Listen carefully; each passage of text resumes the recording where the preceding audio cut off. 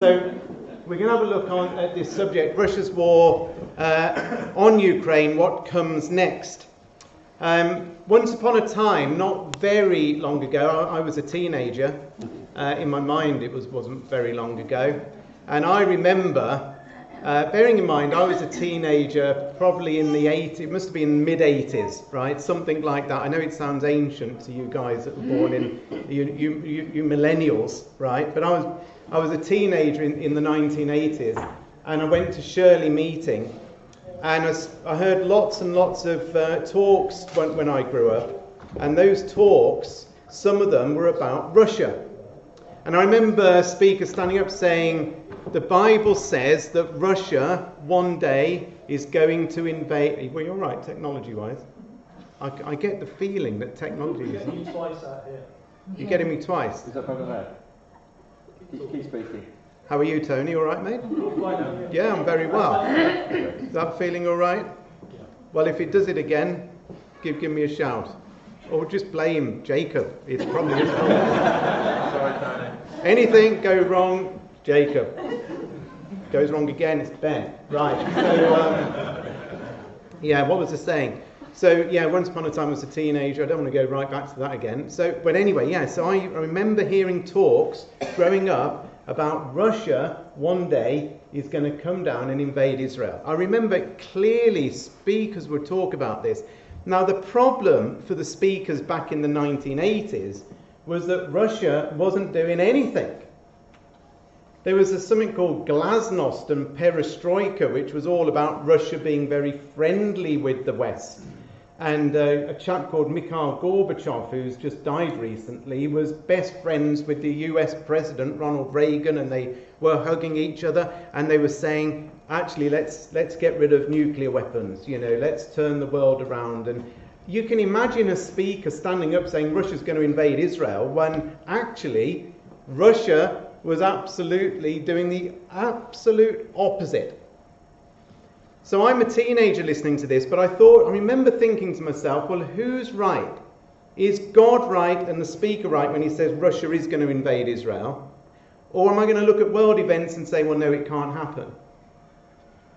And lo and behold, I've waited 30 years, right, or whatever it is, to get to the point of being able to stand up and do a talk when actually you can see that the speaker who spoke 30 years ago was absolutely right, because he was talking about God's words that we're going to see in a minute that tell us exactly Russia's role in the world and what it's going to do. There's never been a more incredible and more exciting time for us to be looking at these events that we're seeing now and read it straight back into the Bible. So that's what we're going to do. Are you up for this? Right, let's see if this works.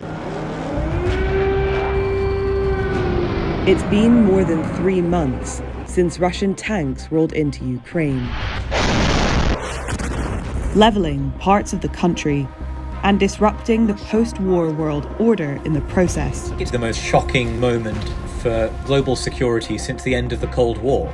From the risk to the global economy to the looming nuclear threat, we ask our experts how the conflict has already changed the world and how its effects will be felt for years to come. The rest of our lives are quite likely to be shaped by the consequences of this war. Do you hear that? The rest of our lives are probably going to be shaped by the conflict that we're seeing in Ukraine.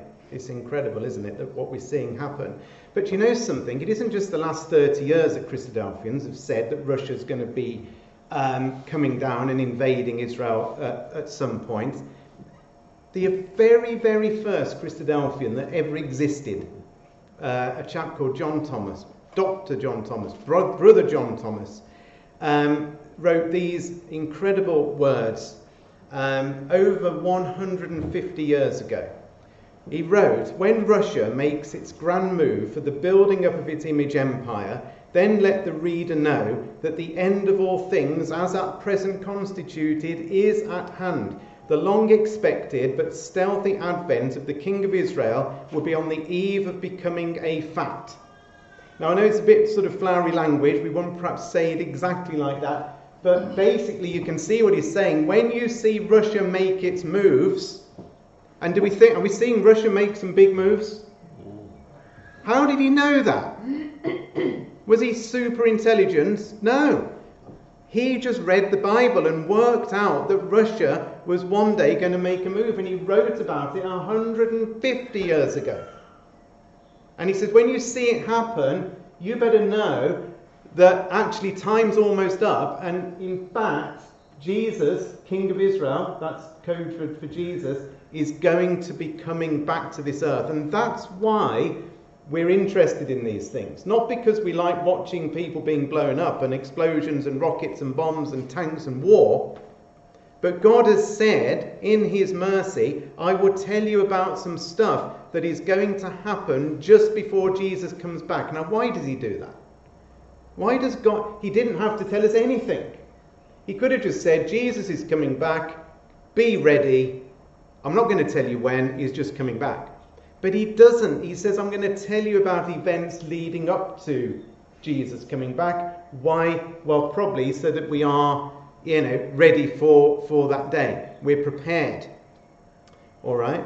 Now, the Bible is full of all sorts of different information that involve lots and lots and lots of different nations. And we're just focusing tonight mainly on Russia and what's going on with Russia. But we're going to look at some other nations as well. But actually, the Bible's got lots and lots and lots of information about other nations. So it's a big, big, big jigsaw puzzle. A big prophecy jigsaw puzzle. We're looking at one or two pieces of a big puzzle tonight. But one thing is common amongst all the prophecy puzzle in the Bible, and that is this place, Israel. All of it is something to do with Israel. I went and spoke at a black Pentecostal church not a few years ago now, and there was about 400 or 500 people in the audience. I don't know why they invited me to speak. They asked me to go and speak about Russia, and I said that Russia's going to invade Israel, and they said, what's Israel got to do with it? What's Israel got to do with the Bible? That's what they said. But actually, the whole of the Bible is to do with Israel, which we're not really going into, but the prophecies in the Bible are related to God's people living in Israel. And the point is that God has appointed a day, whether we like it or whether we don't, that he has appointed a day when he's going to judge the world. And all of the events that we're seeing happening now, lurching from Brexit to COVID, to lurching to war in Ukraine that's destabilizing everything, to cost of living crisis, all of that is building up to a day in which God is going to judge the world. It's fact, it's going to happen. And we're just looking at one piece of it. So we're going to have a look in a little bit at this prophet Ezekiel. Now, Ezekiel was prophesying around about 2,500 years ago. So we're going back way before Brother John Thomas. We're going way back. Going all the way back 2,500 years ago. And here are the words that we've just read together in Ezekiel chapter 38. I'm not going to read it all over again, but there's a couple of things here that we're going to have a look at. So basically, God is talking to this prophet called Ezekiel, and he says he's against somebody called Gog, because it says set your face against somebody called Gog. And he says, I'm going to tell you where Gog lives, because Gog lives in the land of Magog, is chief prince of Meshech and Tubal, and prophesy against him. And so it then tells you about this big army that's going to come down. We'll look at some of that in just a second. But in verse 8, it says something interesting. It says, after many days you'll be visited, and it says, in the latter years, you will come into the land that is brought back from the sword, is gathered out of many people against the mountains of Israel. So whoever Gog is, and wherever Magog is, and wherever Meshech and Tubal are, God says they're going to come down against the mountains of Israel. They're going to come into Israel. That's what John Thomas read 150 years ago. Now, the bit I've highlighted in red there, it says in the latter years. Better translated, and some versions put it like this, the distant future or the last days. So really what it's saying is, in the distant future, Ezekiel, Or in the last days, Ezekiel, I'm going to tell you about this army that's going to come down into Israel. Now, are we in the distant future from Ezekiel? Sort of, 2,500 years into the distant future. Are we in the last days? Well, I'm going to try and give you evidence that we definitely are. Time, tick, tick, tick, tick, it's ticking down. Not many more ticks to go. All right. Now, here's what I did years and years and years ago when I was baptised on the 22nd of December 1986, and I remember starting to look at stuff like this, and I remember thinking, where's Magog? Because I don't think I can get a flight from Heathrow to Magog. I want to go to Magog. Oh, do you really? Yeah, I do. Where's Magog? I don't know where Magog is. So I've got to go and hunt for Magog. I've got to hunt for Meshach and Tubal. Where are these places? Place names change, don't they? And we're going back 2,500 years ago. So I go and I hunt around for the land of Magog. So I start reading some old stuff, and I find this book called Antiquities of the Jews. It's written by an ancient historian called Josephus. There he is. You can tell he's ancient. He looks ancient. And in this book that was written thousands of years ago almost, he wrote, Magog founded those that from him were named the Magogites, but who are by the Greeks called the Scythians. So now I know that Magog equals Scythia, right? If this historian's true, and then I found other people who said the same. So Magog equals Scythia. So then what I do, I go hunting around for maps on Google to say, where was Scythia? And then I find where this place is. So if you see on the map up here in the top right, you can recognise Europe, okay? And that yellow blob is Scythia. That equals Magog. And so when I looked at Scythia, it covered pretty much southern Russia. That's what it pretty much covered, southern Russia, as you can see on the map there. So now I'm thinking, Gog, whoever that is of the land of Scythia, or Magog, and that equals southern Russia. Now, one thing I just wanted to say to you, because I know you're sat there as some of the teenagers thinking, I know what you're doing. You're basically now going to talk a little bit about Ukraine in a minute. And it's all very well and good you talking about Ukraine after the event. Very, very clever, right? Very clever to talk about it after the event. Where were you, Andy, talking about Ukraine before the Ukraine war? That's what I'd like to know, because you're now going to retrofit Ukraine into the story. That's what you're thinking, isn't it? Clever. Well, I'm going to beat you to it, right? Because here's the thing. I do this thing called a weekly World Watch. Every week for the last 20 years, since 2003, I've sent out slides looking at events that are happening in the world. Every week, pretty much bar none. And I look back to see, when did I first see Ukraine as part of the story? And it's the first slide I found about it was back in 2008, right? This is a slide all the way back in 2008, and the stuff in blue down the bottom there is what I've written. And the stuff in black at the top is out of a newspaper, which we're not going to go into. But it says, I've written down there in blue, so this is me typing this up. However, how long ago is 2008? It's 15 years ago, isn't it? Or something like that. Something like that. We know that Gog is of the land of Magog from Ezekiel 38 verse 2. The Magogites were, according to Josephus, the same people as the Scythians. That's what I've just said. The Scythians, according to Herodotus, lived around the Black Sea up to the river Danube. Therefore, ancient Magog includes some of Russia and Ukraine. Right? Because what I started to find was that Scythia was overlapping some of Ukraine. We're going to see that in just a minute. So I'm now getting interested in Ukraine. So in 2014, which is 9 years ago, I put here, Russia is winning. We're interested in Ukraine. Why? Because we're told in Ezekiel 38 that Gog is of the land of Magog, chief prince of Meshach and Tubal. Magog, according to Josephus, was where the Scythians lived, and maps show that the Scythians lived in southern Russia and Ukraine. That's 9 years ago. And what I did 9 years ago was grab the map of Scythia there, look, and I superimposed on the map of Scythia where modern Ukraine is. Now, I don't know if you can see that very clearly, but you see this shaded blob here. Can you see that wiggly line going around there? That's Ukraine. And can you notice that Scythia cuts Ukraine? That orange blob here comes right through into Ukraine and cuts Ukraine in half. Can you see that? So 9 years ago, I was looking at this. Now, what I wrote down the bottom there was, we're told in Ezekiel, I keep repeating myself, let's get to something more interesting. You can see from the map, it mainly covers southern Russia. On the left, we've superimposed modern Ukraine. You'll notice that the eastern half of Ukraine was part of ancient Scythia, Magog. Okay. Then I've put down here, look, this was in 2018, 5 years ago.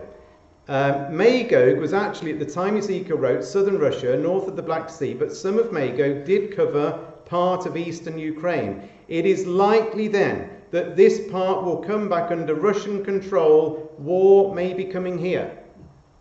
How did I know that 5 years ago? Because suddenly I'm seeing the maps line up and I'm thinking to myself, if God said that Gog is of the land of Magog, there's every possibility that Ukraine, or part of it, is going to come under the control of Russia. Now here's something, I just find this amazing. So on the left-hand side is a map that you can grab from the BBC today, and it shows you in orange there the land that Putin has annexed into Russia out of Ukraine. And there is the map that I showed like 9 years ago, showing this area here, look, being part of Magog. And can you, I'm not saying it's to the square mile the same, but can you see how similar this is? How amazing is this? Do you think this is one big coincidence? Or do you think there's a plan here and God knew exactly what was going to happen? I think it's that. The other part, of course, is that Gog is of the land of Magog, chief prince of Meshech and Tubal. Where was Meshech and Tubal? And they really fill in the rest of the gaps of Russia. So Meshech is up there. In fact, Moscow itself is predominantly named after Meshech. Tubal is the Tobolsk region out there in the eastern part of Russia. So God, describing Magog, Meshech and Tubal, has done a perfect job at highlighting the immense country that is Russia, because Russia is the largest country on planet Earth. So anyway, God has highlighted this. Now we say to ourselves, well, who's this chap Gog then? Who's Gog of the land of Magog, chief prince of Meshech and Tubal? So I went digging around to find out, who is this chap called Gog? Well, there's a book, The Empire of the Tsars and the Russians, written by an historian called Ragozin. Gog, king of Magog, was originally a real and historical person, none other in fact than chief of the Scythians. Probably a warrior sufficiently renowned to have survived as a byword for terror in later generations. So Gog isn't like an ethereal thing. Gog is a real living human being that exists at the time of the end, in the latter days, in the distant future where we are. And Gog is ruler of Russia. Now somebody tell me who is currently ruler of Russia? Putin. Good answer. He's still there, look. So there's his face. And I'm right as we sit here right now, he has to be Gog. Now if he dropped dead tomorrow, then somebody else would have to come in and replace him, but he'd have to be almost identical to him, wouldn't he? And have the same outlook. But as we sit here right now, the ruler of Russia, the ruler of Magog, the ruler of the Scythian area, the ruler of the Magogites is him. And he's doing everything that the Bible says that he would be doing. Absolutely everything, to the finest detail. Now, interestingly, when Russia comes down into Israel, he doesn't come alone. He comes with our whole entourage of other nations with him. And there they are looking red. First, we talked about lists earlier on. So when God lists stuff out, the first on the list is the most important, and they tend to get a bit weaker as you go down. But first on the list is Persia. Where's Persia? Iran, right. So we've got Iran, we've got Ethiopia, we've got Libya. They're all coming with Russia. Gomer and his troops, the house of Togarmah. I'm going to put it on a map in a minute. You'll see where these places are. They're all going to come down into Israel.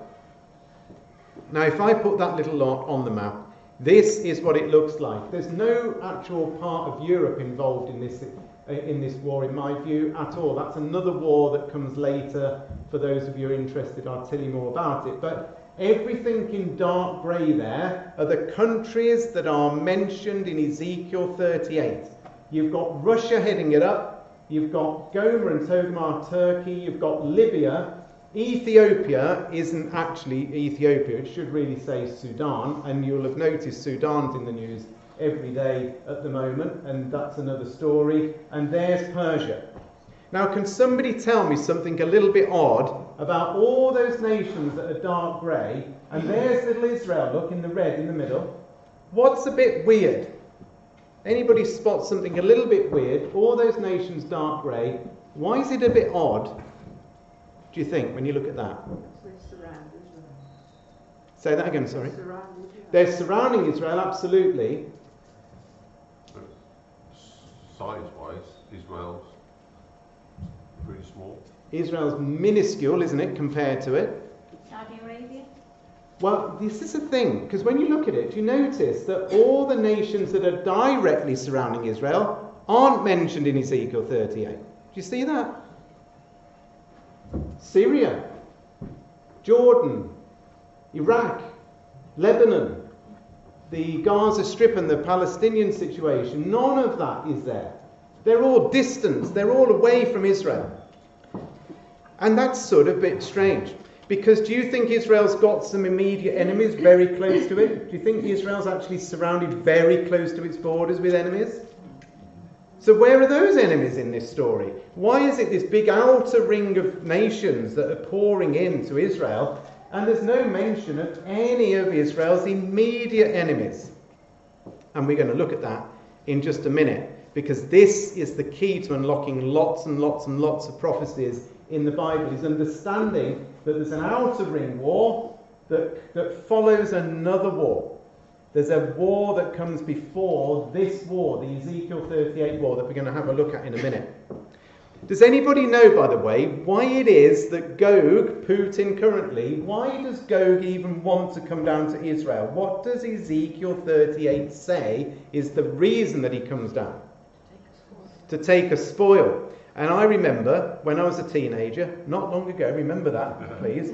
I remember somebody stood up doing a talk saying, I think the spoil could be oil.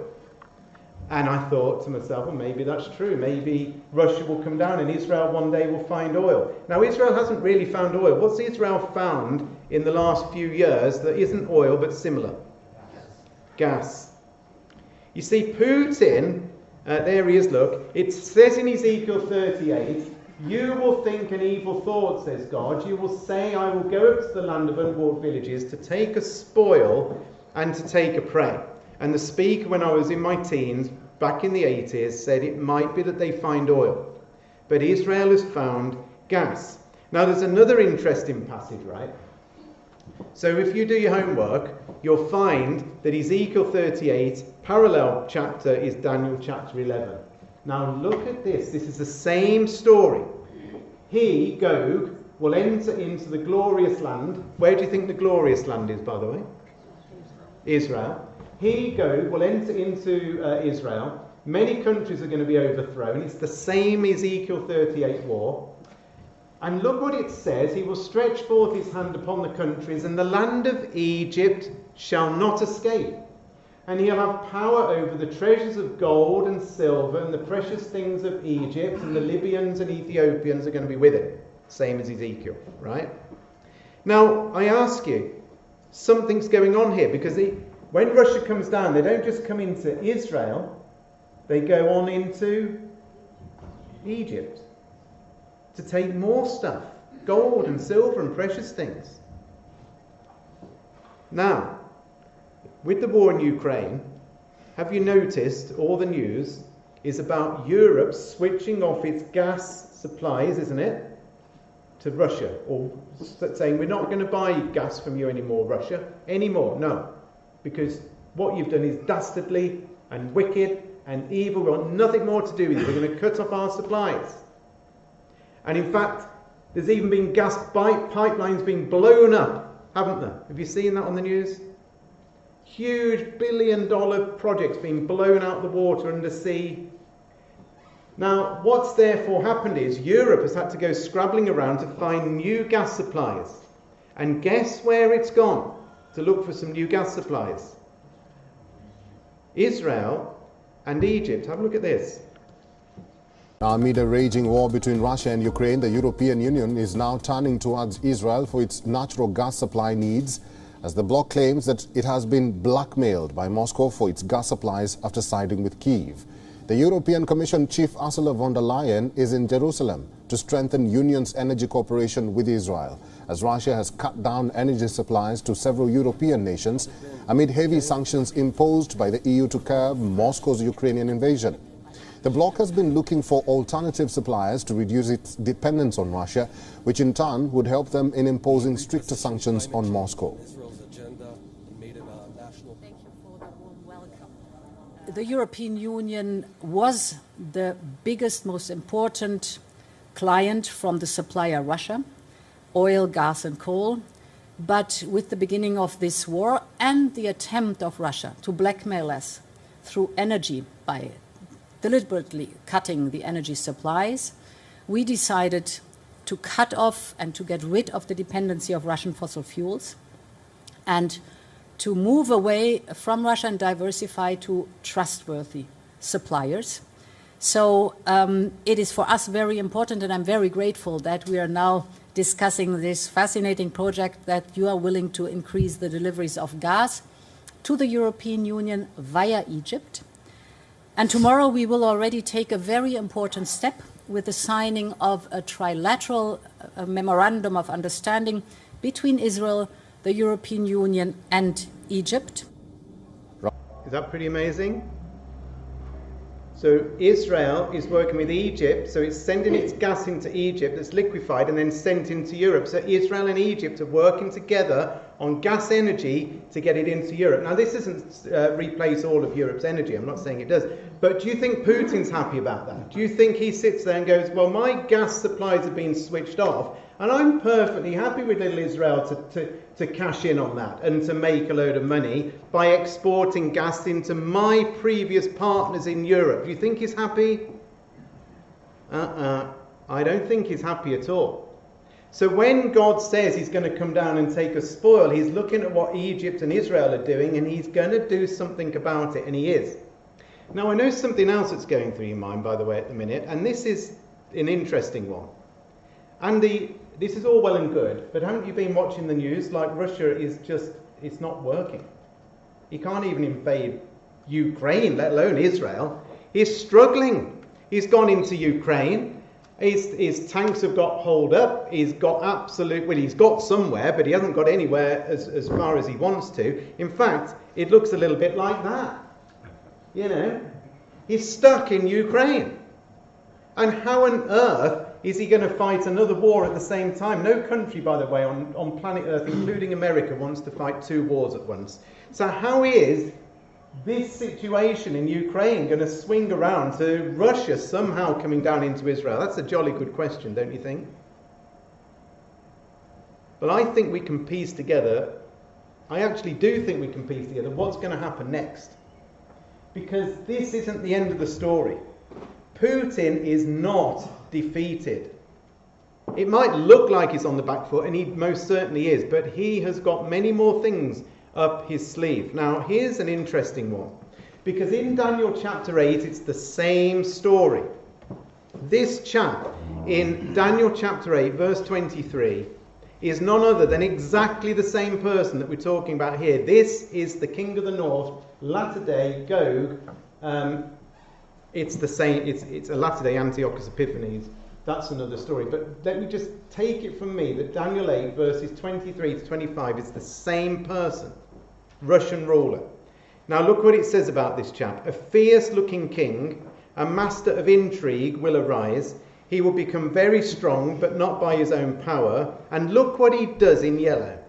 He will cause astounding devastation and will succeed in whatever he does.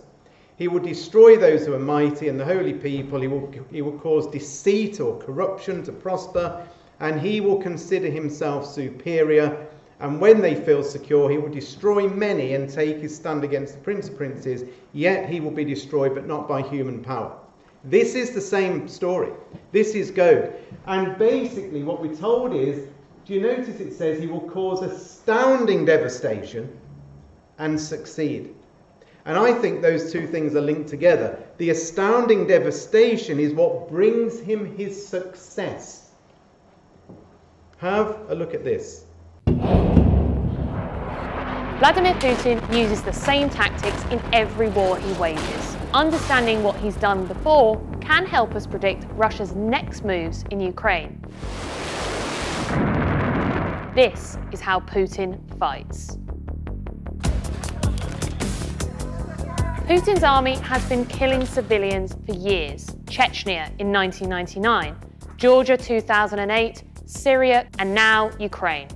Many believe this isn't just collateral damage. These attacks are by design. It's intentional bombing. They're attacking civilian targets. It's a tactic designed to drive as many people out of the capital as possible. Dangerous and reckless. That's how the CIA director described Russia's President Vladimir Putin when he is cornered. This as the Russian leader warned that he might fire nuclear weapons at the West while thousands of his people flee Russia's military draft and as Ukraine makes gains in the East. He's got to be concerned, and not just about what's happening on the battlefield in Ukraine, what's happening at home, and what's happening internationally. You know, he stood next to Xi Jinping last February, just before the war started, and they proclaimed a friendship without limits. Well, it turns out that that friendship has some limits, too. I mean, the Chinese have controlled their enthusiasm for Russia's conduct of this war. They haven't provided the kind of military support that Putin had been looking for as well. So he's got to be troubled by what he sees, but he's also stubbornly confident in his own judgments. He believes he's tougher than anybody else. You make it sound like he's even more dangerous. Putin cornered, Putin who feels his back against the wall, can be quite dangerous and reckless. So dangerous and reckless. Now, Putin has got nuclear weapons, and he's basically said that he would use strategic nuclear weapons in Ukraine, and he certainly said it through his ministers. In fact, that headline on the top left there, US urges NATO vigilance for signs of Russia could use nuclear weapons in Ukraine, was on April the 18th. What day are we today? That isn't that long ago, is it? Right, just a couple of weeks ago, there's the headline in Reuters. We've got to be aware, says the US from Biden's point of view, we've got to be aware that he could do this. Vlad nukes on standby. Biden condemns Putin's nuclear threat to the West. Believe me when I tell you that this man will stop at nothing, absolute nothing, to achieve what he wants. Nothing. And he's told us what he will do. He's told us he will use nuclear weapons, and there's every likelihood that he'll use that as the very last throw of the dice. But he would use them to win the war. Now, if you think about it, the last time a nuclear weapon was used was Hiroshima, wasn't it? And what happened then? It drove everybody to the table and ended the war, because everybody said, okay, the gloves are off.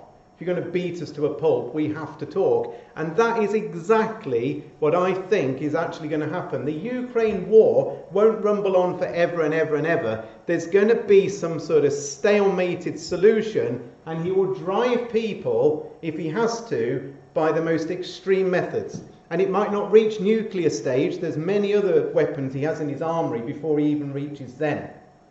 There's all sorts of things in his armoury that he would use. So what I'm saying is, and this is, we're looking at what happens next, the Ukraine war will come to a grinding sort of stalemated halt, I believe, and he will use whatever devastation he has to walk away and claim a success. The success he wants is not to control the whole of Ukraine. The success that Putin wants is to control that eastern bit of Ukraine, the Donbass region, and he said this publicly, that's what he wants and it's what he will come away with. And the Bible says he will cause astounding devastation and will succeed. Now, once the Ukraine war has stopped, and all this could happen very, very quickly, right? It could happen in the next few weeks, months or whatever, that the Ukraine war comes to a grinding, stalemated point if Putin drags it to that point. But we still come back to say, well, okay, that gets Ukraine sort of off the edge. It's still massive news, right? I'm not saying it isn't massive news, but Ukraine now, the war, is not fighting flat out like he is at the minute.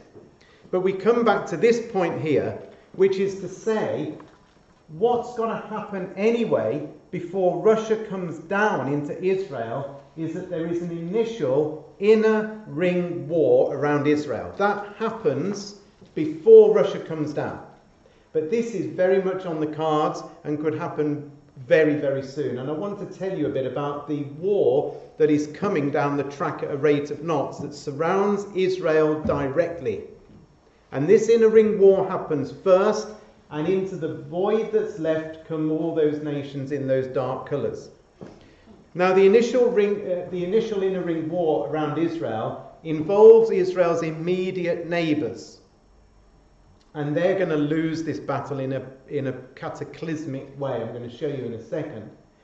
Now, the enemies that surround Israel at the minute, that are very, very close to Israel, they're immediate neighbours. In fact, they're in amongst Israel. They're the likes of Hamas, terrorist group, the likes of Hezbollah, terrorist group based in Lebanon, the likes of Islamic Jihad, the Palestinians in general. It's the likes of Syria itself, the big nation up there. Look, they're totally wanting Israel's destruction. None of them mentioned at all in Ezekiel 38, but all of them want Israel to be destroyed.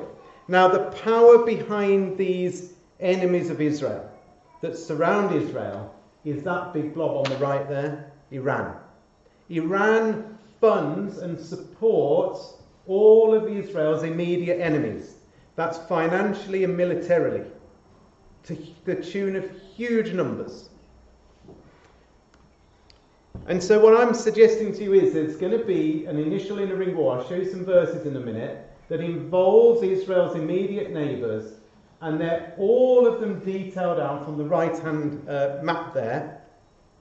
By the way, does anybody know all those places in red where it tells you? It's Psalm 83. I was going to ask you the question. It's on the screen. I've forgotten that. It's Psalm 83.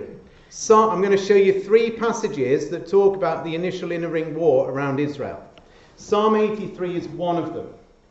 So those nations back on that slide before, so you see where they're not nations actually, they're all tribes. Gebal, Tyre, Philistia, Ammon, Moab, Amalek, Edom, Hagarites and Ishmaelites, all of them are tribes, not nations. But here, look, this is Psalm 83. This is the inner ring war coming soon. It says here, "Keep not thou silence, O God, hold not thy peace, and be not still, O God. For lo, thine enemies make a tumult, and they that hate thee lifted up the head. They have taken crafty counsel against thy people, and consulted against thy hidden ones. And they have said, Come, let us cut them off from being a nation, that the name of Israel may be no more in remembrance. They have consulted together with one consent, they are confederate against thee, the tabernacles of Edom, the Ishmaelites of Moab, the Hagarenes, Gebal, Ammon and Amalek, the Philistines with the inhabitants of Tyre, and Asher is also joined with them." Asher is the only nation in amongst all of that. All the others are tribes, but there's a nation that's joined with them as well, called Asher, or a lot of versions will say Assyria. And that is reference to both Syria itself and also across to Iran, because at the time that this was written, Assyria was across a huge territory covering both Syria right the way through Iraq across into modern day Iran. So this is a group of people getting together wanting to destroy who? Israel. By the way, some people say to me, well, isn't this ancient history? Couldn't this have all happened before? And the answer is categorically no.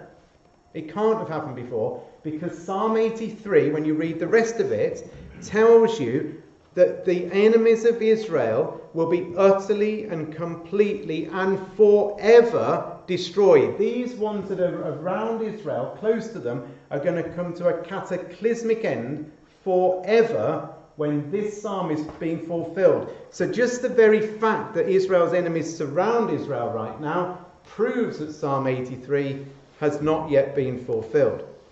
And just to give you some idea, one of the peoples mentioned in Psalm 83, it says of the Philistines, they lived in exactly the same territory as the modern day Palestinians in the Gaza Strip. And they've got lots and lots and lots of rockets and missiles and all the rest of it given to them by who? Iran. You notice it said the tents of Edom. This is amazing prophecy. It doesn't say Edom. Psalm 83 says the tents of Edom.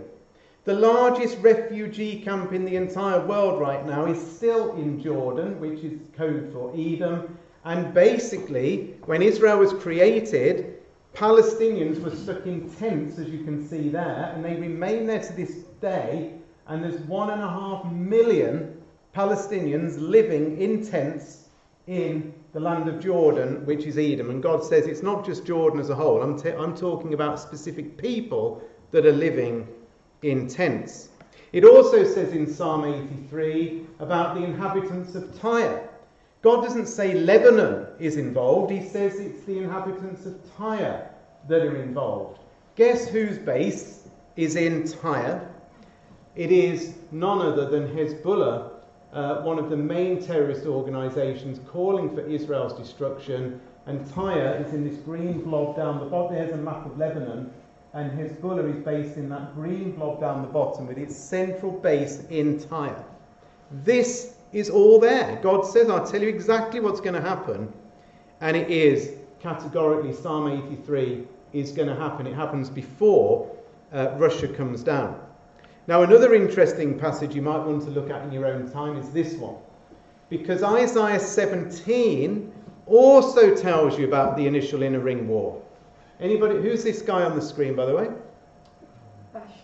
Bashar al-Assad. He is the ruler of which country? Syria. Where's the capital of Syria? Damascus. Isaiah 17 verse 1 says, Behold, Damascus is about to be removed from being a city and will become a fallen ruin. If you go on to Wikipedia later, type in Damascus. And what it says in the first line is, Damascus is the oldest continually inhabited city on planet Earth. The oldest continually inhabited city on Earth. I'm not saying whether that's right or wrong, that's just what Wikipedia says. But God says Damascus is going to be completely removed from being a city. It has never, ever happened. But in this initial inner ring war that happens, Damascus is going to come to a complete and utter end. Not only is Damascus going to come to an end, but actually at the very same time, the whole nation of Syria is going to end as a functioning state. So it'd be a bit like if you took out London, would this country stop working properly? I think it would, wouldn't it? If you took out the capital city of any country, it would cause a failed state. Syria is going to become a failed state.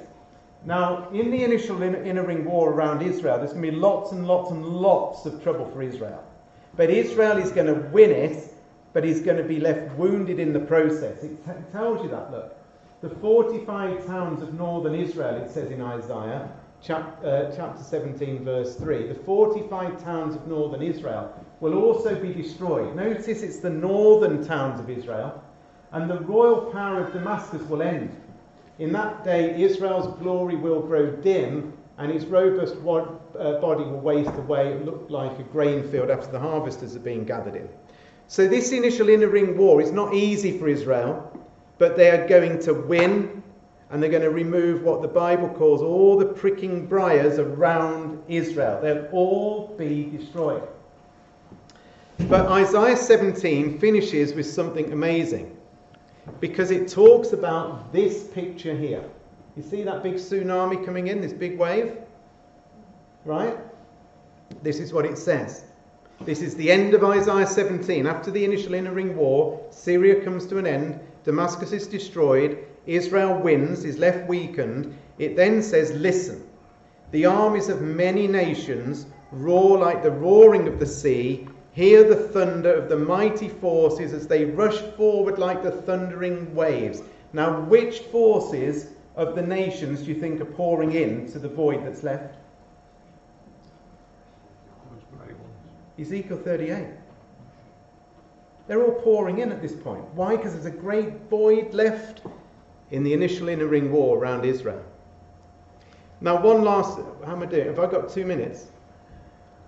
I guess so. I'm asking you because you could switch me off like right now. You've got so much power, Julian. I'm not just kidding you. You could switch me. Let me very quickly show you this. Now, go and look at this for yourself when you get 5 minutes. But I grew up believing that Zechariah 12 and Zechariah 14 were just the one and the same event, just repeated twice, and they're not. Zechariah 12 is the initial inner ring war, and Zechariah 14 is the outer ring war. Have a look at this. Zechariah chapter 12, verse 2 says, I will make Jerusalem like an intoxicating drink that makes the nearby people stagger when they send their armies to Jerusalem and Judah.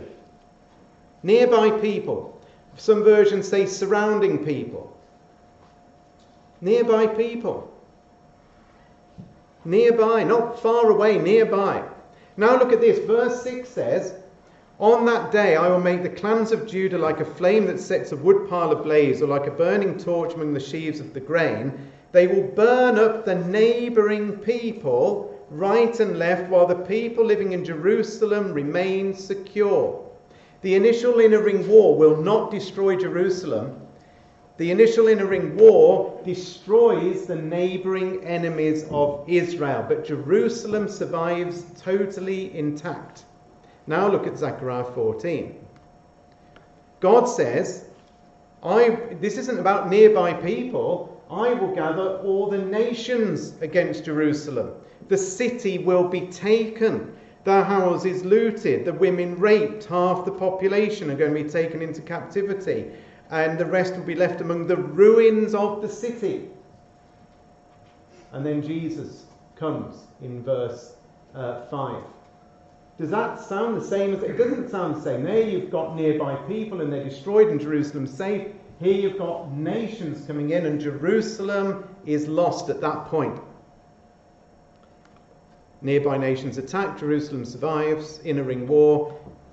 Zechariah 14, all nations attack. It doesn't mean every single solitary nation in the world. All nations attack and Jerusalem is ruined. They're two different things.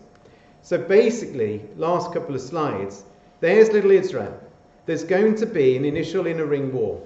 And there's going to be a great big fire conflagration that happens, and Israel will win but destroy the surrounding enemies. Syria comes to an end at that point, and into the void come all of the nations.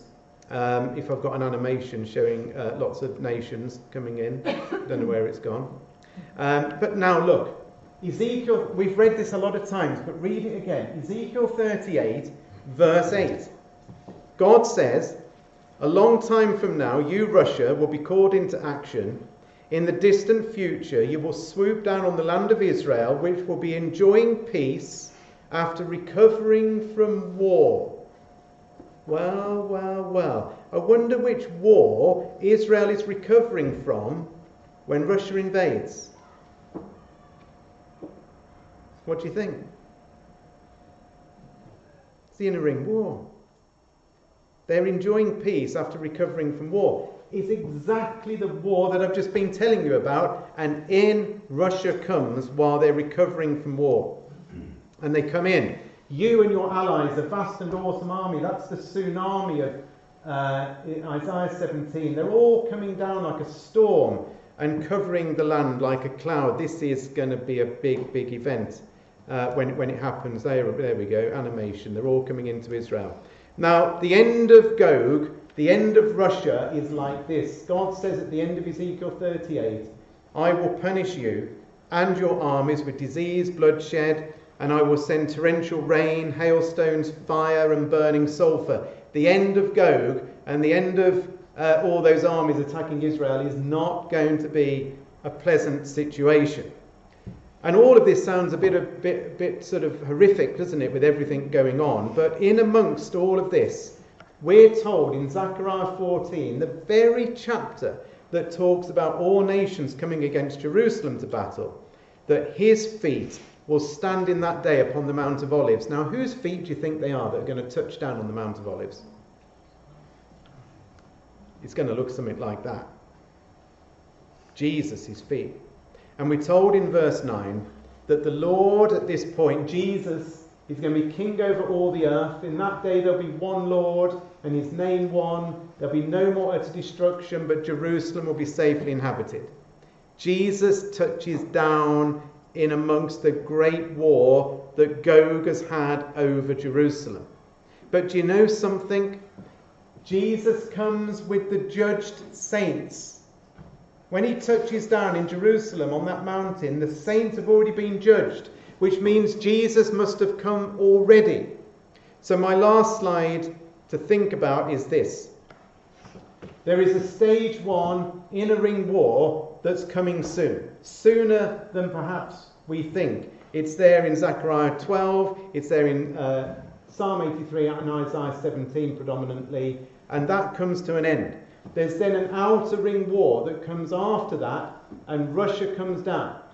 And then, during that great war over Jerusalem, the kingdom is finally established when Jesus comes with the saints into Jerusalem. But here's the multi-million-dollar question, is when does Jesus come back in amongst all of that? He could come back at any point. And at some point, Jesus is going to appear in the clouds of heaven in power and great glory, sometime between now and during, I believe, the stage 1 of the inner ring war. Somewhere between now and around about that time, Jesus will appear in the clouds of heaven. And at that point, the dead are raised and the judgment gets underway. And later, Jesus physically arrives into Jerusalem after the judgment's happened, because he's arrived with the saints. And the kingdom then gets underway. So the point is, if you're sat there thinking, I'm going to wait till I see Russia come down, it's all way too late.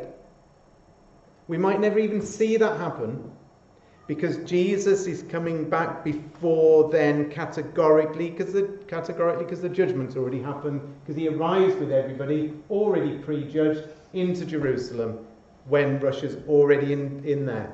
So I don't know if it answered your question, Jacob and Ben, but I've gone on as well. You knew that when you picked that subject. Next time, pick a different one, and it will be a much shorter talk. But hopefully, was that interesting? I would just say to you, look, I'm telling you what I see.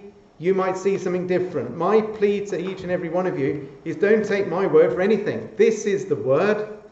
Go and look at it for yourself. Go and look at these passages. Work it out in your own head. What do you think is going to happen? God's told us. One thing is, I'm sure we can all agree, Jesus is coming back very, very, very soon.